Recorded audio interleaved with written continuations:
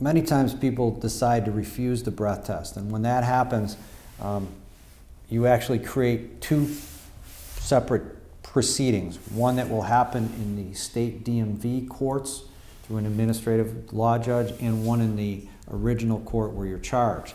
So take, for example, you get charged in, say, the Hamburg Town Court.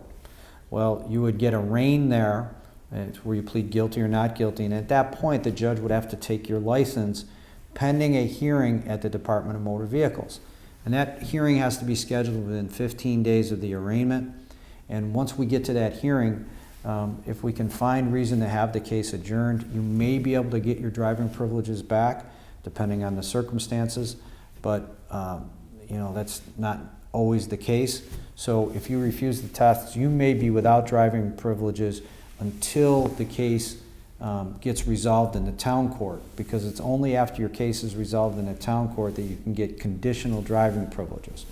However, you know, if someone does refuse, you know, asks us, you know, they call us at 2 in the morning saying, hey, should I take the test or not?